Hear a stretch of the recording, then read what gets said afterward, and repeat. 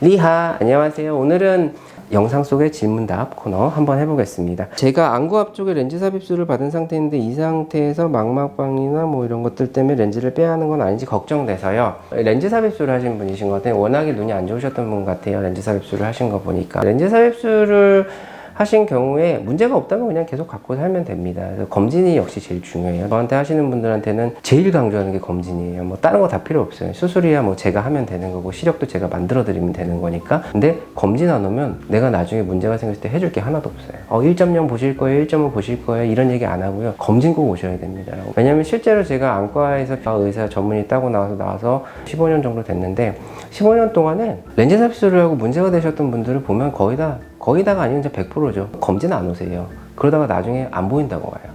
그게 문제예요. 그래서 검진해 주시면은 사실 렌즈 삽입술로 인해서 생기는 문제점들이 생기기 전에 빼요. 물론 안 빼는 게 제일 좋죠. 대부분은 안 빼고 생활합니다. 근데 그 소수에서 문제가 생겼을 때 그게 보면 되게 안타까운 게 이런 경우 많아요. 뭐 예를 들어 뭐 강남에서 했어요. 근데 집이 너무 멀어서 검진 몇 년 가다 안 갔어요. 그러다가 여기가 집 근처라서 왔어요. 근데 눈 다 완전 나가 있고. 수술하셨던 병원에 안 가셔도 됩니다. 근처 안과에서라도 1년에 한 번은 꼭 검진을 받으세요. 렌즈 삽입술 환자분들한테 무조건 강조하는 거. 뭐 병원이 없어져서 못 받았어요? 아니 뭐 천지에 깔린 게 안과인데요. 그래서 검진 꼭 받으세요. 저는 렌즈 삽입술 하신 분들한테 그것만 해주시면은 환자분 눈 문제 생길 일은 100% 막을 수 있다라고 진짜 조금 과장되게 말하면 진짜 100% 막을 수 있어요. 제일 중요한 건 검진, 이렇게 말씀을 드릴게요.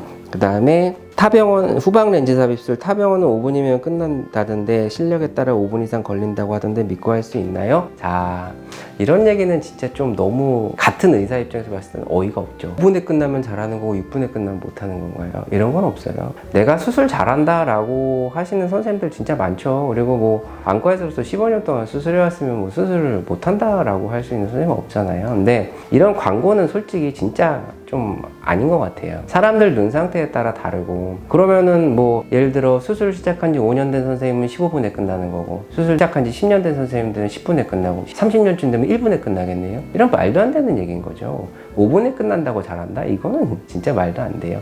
사람마다 눈 상태가 다르고 수만 건을 하신 선생님도 실패하는 경우도 생기는데요. 의료라는 게 그런 겁니다. 그래서 그런 광고 믿고 가시는 건 솔직히 저는 권유 안 드립니다. 내가 5분 만에 끝나? 저는 뭐 솔직히 말해서 진짜 거짓말 안 하고 빨리 끝내면 1, 2분에 끝난 적도 있어요. 그런 정도로 수술 자체가 잘 되는 경우도 있고요. 이 사람 눈이 왜 이러지? 내 맘대로 안 되는데 하면서 물론 결과는 나쁘지 않았지만 20분, 30분 한 적도 있고요. 이런 식으로 그 사람 눈에 따라서 수술이라는 건 다 달라져요. 렌즈 사이즈도 그렇고 뭐 물론 잘한다는 선생님들 뭐 인터넷에 광고하고 많이 하시죠. 근데 환자분들이 볼 때 선택사항을 고려할 때 난 5분 만에 수술을 끝내? 그럼 제가 1, 2분 만에 끝낸 수술이 있었으면 저는 1분 만에 끝내드립니다.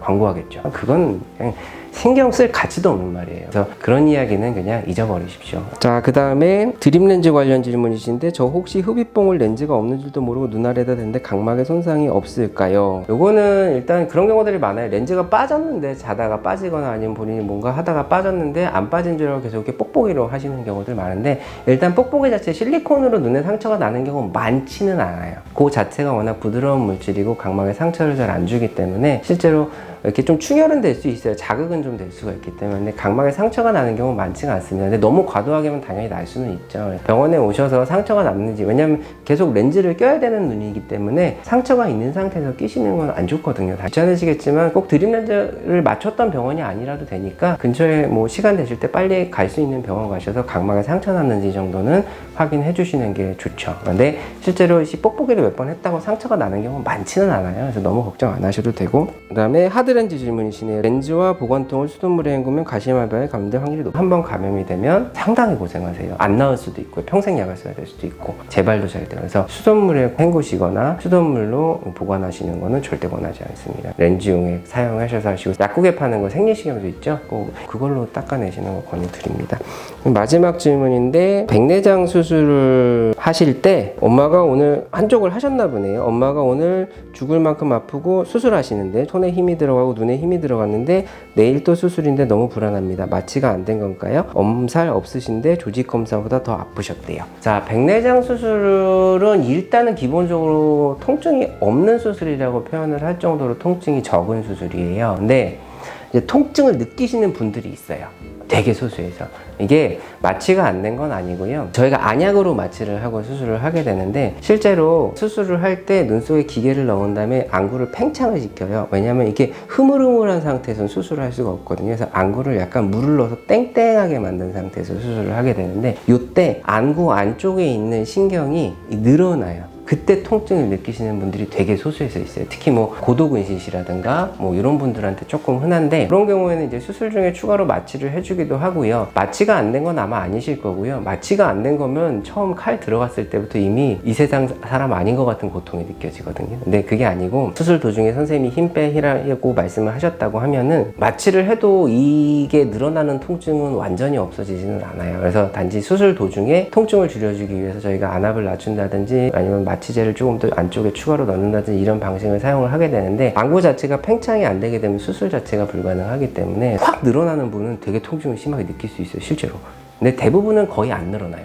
그러다 보니까 백내장 수술할 때 통증을 못 느끼는 거죠. 수술을 반대쪽으로 하셨는지 안 하셨는지 모르겠는데, 만약에 그런 경험이 있으시다라고 하면은 그 다음날 수술하시기 전에 선생님한테 어제 수술할 때 너무 아팠었다 라고 이야기를 하면은 선생님께서 그 부분을 감안해서 수술할 때 뭐 마취를 좀 추가로 한다든지 이런 방식으로 할 수 있어요. 그래서 오늘 질문이 좀 여러 가지가 있어서 좀 여러 가지 설명드렸는데 좀 도움이 되셨었으면 좋았겠습니다. 다음에 뭐 좀 더 재밌는 컨텐츠를 한번 찾아뵐게요. 리하.